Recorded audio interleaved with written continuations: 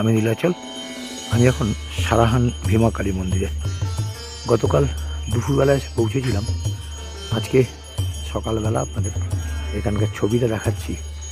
আমরা ছিলাম ভীমা কালী টেম্পলের এই রেস্ট হাউসে।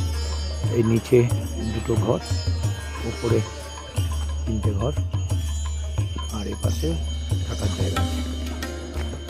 এই দেখুন, সকালবেলা স্নান করে রেডি, ভীমা কালী মন্দিরে পুজো দিয়ে তৈরি হয়েছে। টিফিন করে আমরা বেরোবো। আমরা এখন যাব সাংলা। তার আগে দেখে নিন জায়গাটা ভারী সুন্দর। সকালবেলা 5টা থেকে মন্দিরের দরজা খোলা। সকালবেলা 5টায় কুলু থেকে মানুষজন সব এসে পৌঁছে গেছে।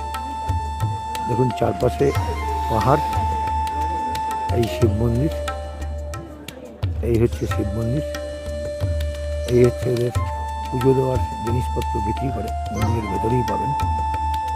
আর এই হচ্ছে ভীমা কালী টেম্পল। তারপরে যখন আসবেন যোগাযোগ করে আসবেন। আগে থেকে যোগাযোগ করলে মন্দিরের ভেতরে থাকার ব্যবস্থা আছে, বিভিন্ন রকম দামে আছে। যোগাযোগ করলে আপনারা পেয়ে যেতে পারেন একটা রাত খুব সুন্দর থাকার সুযোগ। আপনাদের আজকে এইটুকুই। এরপরে আবার পরের ভিডিওতে পরের ছবিগুলো আপলোড করব। টাটা।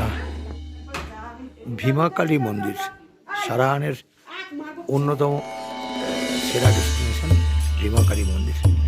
আমরা আজকে আমাদের প্রথম দিনের শেষ, কালকে আমরা বিকেলবেলা ঢুকেছি, কালকে আর দেখাতে পারিনি আপনাদের। আজকে আপনাদের দেখাচ্ছি আমরা ঠিক এই জায়গাতে ছিলাম। এই হচ্ছে আপনার ভীমা কালী মন্দির। এই মন্দির পিছনে বিস্তৃত পাহাড়, এই ঘরগুলো হচ্ছে আমাদের। আমরা দেখাবো যে কোন ঘরে আমরা ছিলাম। এসএন ট্যুরস অ্যান্ড ট্রাভেলস ব্লগে আপনাদের স্বাগত জানাই। আমরা দেখাচ্ছি আমাদের সারাহানের থাকার জায়গা। আমরা একটু দেখে নিচ্ছি। এই ঘরটায় অমিতদা আছে, বৌদি আছে। এই হচ্ছে ওদের থাকার জায়গা। গামছা পরা ছবি দেখাবো না, শুধু কথা যাচ্ছে যে তুমি গামছা পরে আছো, আমি ছবিতে তুলি দিই। এই হচ্ছে বাথরুম, বিশাল বড় একটা বাথরুম, বিশাল বড় বাথরুম, বিশাল বড় বাথরুম। নিশ্চিন্তে ওখানে ঘুমানো যায়, যদি শুকনো থাকে ওটা ঘুমানো যায়।